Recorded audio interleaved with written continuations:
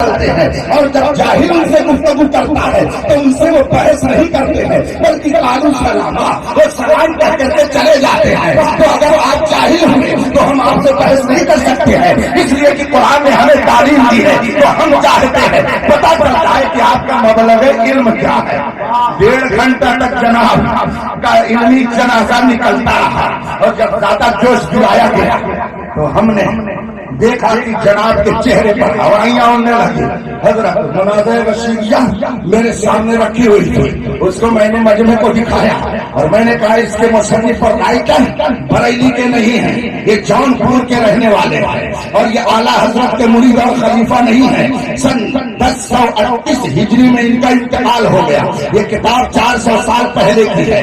اس میں لکھا ہوا ہے کہ دونوں مناظر اگر ہم پلہ ہوں تو مناظرہ کرنے میں سہولت اور دونوں کو چاہیے کہ ہم پلہ رہیں. میں نے ترجمہ تو کر دیا مگر عبارت کے لیے میں نے ایک صاحب کو ایک کتاب دی اور میں نے کہا لے جائیے ان کے پاس، کہہ دیجیے کہ اس کو پڑھ دیں اور پڑھ کر کے اس کا ترجمہ کر دیں. لیکن جناب کو دن میں تارے نظر آنے لگے. وہ کیا سمجھے بیچارہ کہ علم کیا چیز ہے، وہ کیا سمجھے کہ مناظرہ کیا چیز ہے. ایک روز میں نے اس کی ایک تقریر سنی، وہ کہہ رہا تھا کہ تعزیہ بنانا سنت رسول ہے اور صرف بنانا ہی نہیں بلکہ گھمانا بھی سنت رسول ہے. اور دلیل کیا دے رہا ہے کہ رسول پاک صلی اللہ علیہ وسلم مکے میں امام حسین کو کندھے پر بٹھا کر مکے کی مدینے کی گلیوں میں گھماتے تھے اور تعزیہ امام حسین کی یادگار ہے تو اسے بھی گلیوں میں گھمانا یہ رسول پاک کی سنت ہے. اس لیے کہ حضور نے امام حسین کو مدینے کی گلیوں میں گھمایا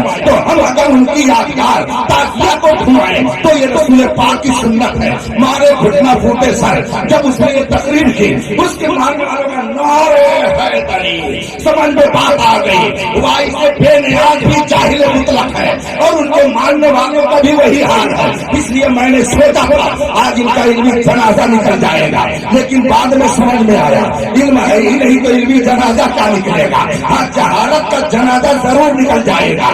اب میں نے کہا ذرا یہ کتاب ان سے کہہ دیجیے پڑھ کر کے اس کا مطلب بتا دیں تاکہ لوگ سمجھ جائیں کہ اختر حسین قادری اپنی طرف سے نہیں کہہ رہا ہے بلکہ یہ لکھی ہوئی کتاب ہے، اس کو ماننا تو پڑے گا. لیکن جب آدمی اس کے پاس کتاب لے کر کے گئے کہتا ہے مجھے اس کی ضرورت نہیں ہے، کتاب اس نے واپس کر دیا. پھر دوبارہ لے کر کے گئے دوبارہ واپس کر دیا، دوبارہ میں نے بھیجا پھر واپس کر دیا. مجھے جلال آیا.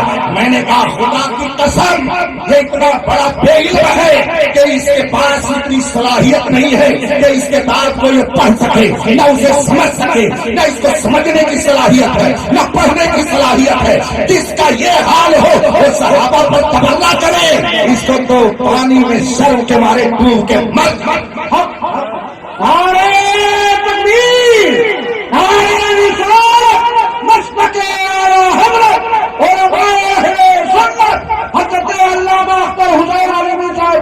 اور اس کے بعد پھر جب بہت جھجوڑا کہ سند دکھاؤ بھائی سند دکھاؤ تو وہ بہت جھجوڑنے کے بعد جوش میں کہتا ہے یہ میں بھی سند لے کر آیا ہوں، لے جائیے ان کو دکھا دیجیے.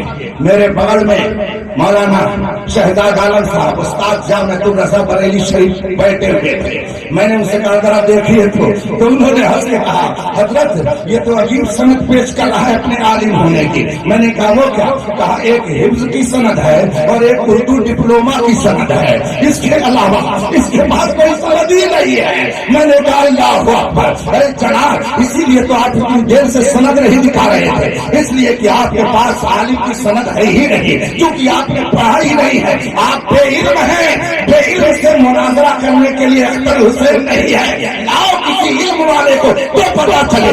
مجبوراً اس کے صدر مناظرہ نے کہا ہم اعلان کرتے ہیں ہم نے جن کو مناظر بنا کے بھیجا تھا ان کے پاس کوئی سند نہیں ہے، وہ عالم نہیں ہے، اس لیے ہم ان کو ہٹا کر کے دوسرے کو لاتے ہیں. اللہ اکبر. اتنی ذلت و رسوائی اسے مجمع میں کل اٹھانی پڑی. میں نے دل میں سوچا تو صحابہ کی عظمت پر کھیلنے کی ناپاک کوشش کرتا ہے خدا اسے ایسے ہی اچھی جگہوں پہ بلا کے سر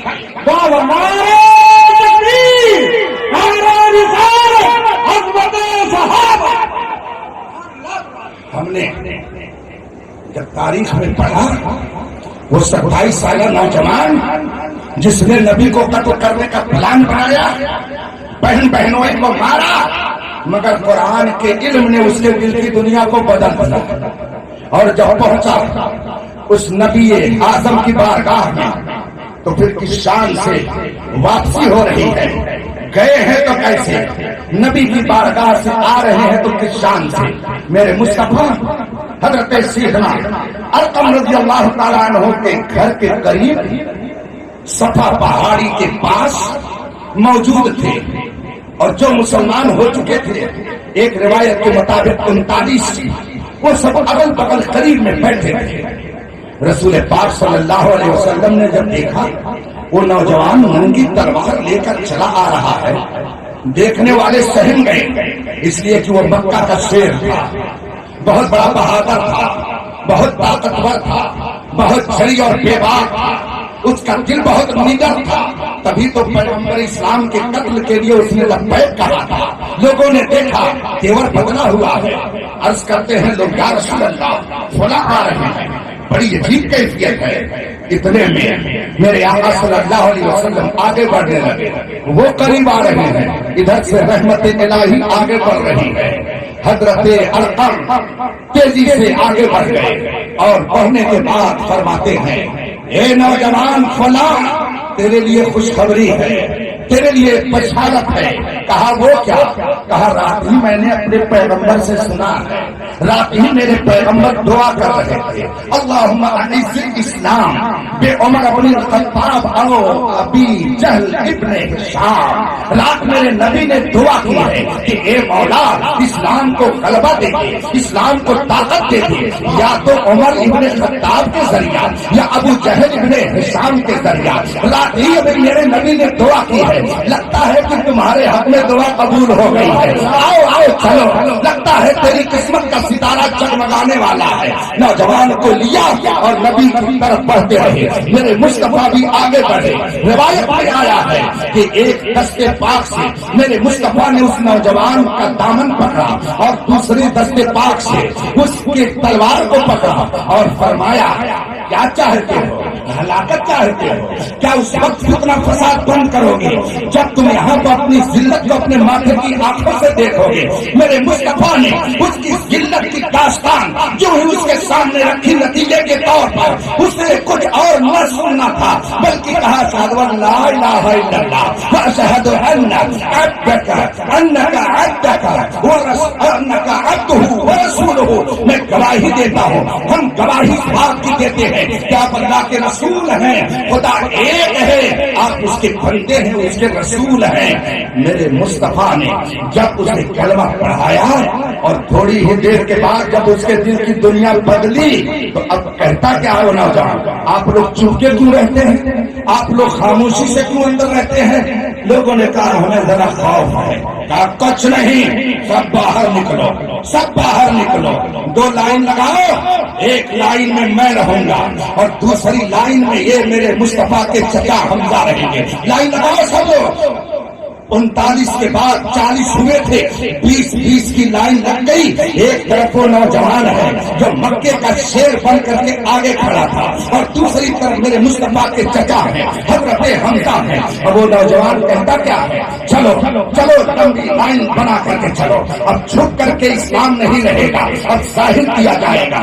تو لمبی قطار ہے، ایک طرف وہ نوجوان ہے جو مصطفیٰ کو قتل کرنے کے لیے چلا تھا اور دوسری طرف وہ ہے جو رسول پاک کے خاندان میں رسول پاک پر مر مٹنے کا جذبہ لے کر آگے کھڑے ہیں۔ یہ دو قطار چل رہی ہے، یہ کہاں جا رہی ہے؟ مسجد حرام میں۔ اور پھر جب مسجد حرام میں یہ دونوں قطاریں ایسی پہنچ گئی، دیکھنے والے ہکا بکا ہیں، یہ کیا ہو گیا؟ کل تو ابھی منصوبہ بنا تھا کہ ان کو قتل کیا جائے گا، آج قاتل تو ان کے دفاع میں آگے آگے ہے، یہ ہوا کیا؟ نظریں بدل گئی تو نظارے بدل گئے، آخر یہ ماجرا کیا ہے؟ کل تک جو قتل کرنے کے در میں تھا آج تو وہ اس کے دفاع میں پیش ہے۔ جب مسجد حرام میں لوگ پہنچ گئے، پتا نہیں اس نوجوان بہادر کے دل میں، شیر مکہ کے دل میں کون سی بات آئی، اس نے کہا بیٹھو۔ اب ڈھونڈتے ڈھونڈتے ابو جہل کے گھر پہنچ گیا۔ ابو جہل اس کا سگا ماموں تھا، یاد رکھیے گا، مکے کی اس شیر کا ماموں ابو جہل سگا ماموں تھا۔ کہا کون؟ کہا کھولا، کہا کس لیے آئے؟ کہا دروازہ کھولو، مگر وہ ابو جہل جو بہت بھتورا بنتا تھا دروازہ نہیں کھول رہا، دروازہ نہیں کھول رہا۔ کہا بتاؤ کیا بات ہے؟ کہا سن میں بھی اسی نبی عربی کا وفادار ہو چکا، تم کو جو کرنا ہے کر لینا۔ اب دوسرے کے دروازے پہ گئے جو بہت بھتورا بنتا تھا، کنڈی کو کھٹانے والا تھا، لیکن دیکھا کہ وہ باہر کھڑا۔ کہا سن تو کل تک اس پیغمبر کو قتل کا منصوبہ بنا رہا تھا، سن لے یہ مسلمان ہو گیا، اب اسی نبی کا وفادار ہو گیا، جا جو کرنا ہوگا کر لینا۔ ڈر کے مارے اس نے جلدی سے دروازہ بند کیا، اندر چلا گیا۔ پھر تیسرے دروازے پہ وہ چھیڑ گیا اور کہا سن لے یہ فلاں ہے، نبی کا وفادار ہو چکا ہے، جو کرنا ہوگا کر لینا۔ ایک آدمی یہ منظر دیکھ رہا تھا، اس نے کہا فلاں آخر یہ تم کیا کر رہے ہو دروازے دروازے؟ اپنے مسلمان ہونے کی خبر دینا چاہتے ہو؟ کہا اور کیا، اب مکے میں جس کو جو کرنا ہے کر لے۔ مکے کا یہ شیر اب میدان میں اس نبی کا وفادار بن کر کے آ گیا ہے۔ اب جو آنکھ ادھر اٹھے گی وہ آنکھ نکالی جائے گی، جو انگلی اٹھے گی وہ انگلی کاٹی جائے گی، جو قدم چلے گا اس قدم کو توڑ کر کے رکھ دیا جائے گا، جو ہاتھ اٹھے گا اسے توڑ کر کے رکھ دیا جائے گا۔ جس کو جو کرنا ہو آؤ، شیر مکہ میدان میں آ چکا ہے۔ ایک آدمی کہتا ہے کہ نہیں، گھر گھر جا کر کے سب کو بتانے کی ضرورت نہیں ہے۔ وہ دیکھ کھلا آدمی بیٹھا ہے نا، اس کے پیٹ میں کوئی بات بچتی نہیں ہے، اس کا ہاضمہ بہت کمزور ہے، جا اس سے بتا دے، ابھی سب جان جائیں گے کہ تو مسلمان ہو گیا ہے۔ چنانچہ اس نوجوان نے اسے جا کے کہا سن جو کرنا ہوگا کر لینا، میں مصطفیٰ کا وفادار ہو گیا ہے، اب جو تم کو کرنا ہوگا کر لینا، میں اس نبی کا کلمہ پڑھنے والا ہوں۔ اچھا تم نے بھی اس نبی کا کلمہ پڑھ لیا؟ ہاں جو کرنا ہوگا کر لینا۔ اب اس نے ایک جگہ سے چیخ کر کے مکے کے لوگوں کو بتایا، ارے غضب ہو گیا، جس پر تمہارا بھروسہ تھا وہ تو مصطفیٰ کے قدموں میں چلا گیا، اب کون ہے جو تمہاری طرف سے مقابلہ کرے گا؟ تمہارا شیر اب نبی کا شیر ہو گیا ہے۔ پورے مکے میں خبر پھیل گئی۔ میں نے جب تاریخ پڑھی تو مجھے حیرت ہو رہی ہے کہ مکے کا اتنا بہادر نوجوان اور اتنی جلدی سرنڈر ہو گیا اس نبی کی بارگاہ میں کہ نبی کو نہ تلوار چلانی پڑی، نہ تیر چلانی پڑی، نہ جنگ کرنا پڑا، اور وہ نوجوان جو بڑا بہادر وہ مصطفیٰ کے قدموں میں آ گیا۔ آواز کی تاریخ نے کہ دیکھو جو مصطفیٰ کا شیر ہوتا ہے وہ مصطفیٰ کا تو غلام ہوتا ہے مگر اوروں کا وہ امام ہوتا ہے، جو نبی کا غلام ہوتا ہے وہ دنیا کا امام ہوتا ہے۔ اب یہ مکے کا شیر یہ مصطفیٰ کا شیر کہلائے گا۔ حضرت نے جب 2 روز پہلے مجھے بتایا، میں نے عرض کی کہ کس موضوع پہ بولنا ہے تو کہا حضرت فاروق اعظم پر، اور اس سے پہلے میں نے سن رکھا تھا کہ جن کا عرس ہے ان کو لوگ بنارس میں شیر بنارس کہتے ہیں، تو دل نے کہا خون نے اثر کیا ہے، وہ خون نے اپنا رنگ دکھایا ہے۔ مکے کے شیر نے بنارس میں اپنے لگتے دکھا شیر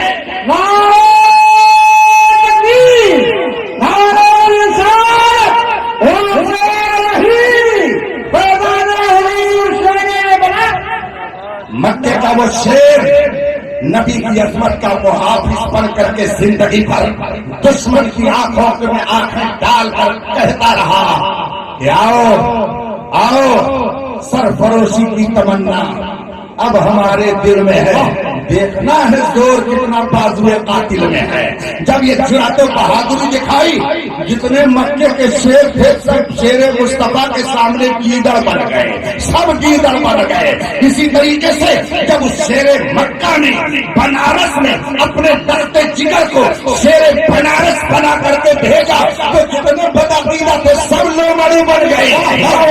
دھنی دیا کے ذریعہ ایک سے ایک شیر تیار ہوتے رہے اور سب یہ کہتے ہیں سنو کان کھول کر کے یہ مصطفیٰ کے وہ وفادار ہے کہ جو جان مانگو تو جان دیں گے، جو مال مانگو تو مال دیں گے، مگر نہ ہو سکے گا ہم سے نبی کا جاہو جلال۔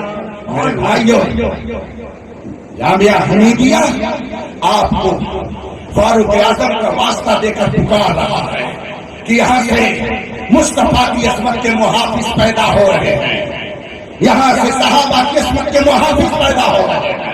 لوگوں نے پوچھا اس دور میں صحابہ کی عظمت کا محافظ کون، اہل بیت کی عظمت کا محافظ کون؟ ائمہ مجتہدین کی عظمتوں کا نگہبان کون؟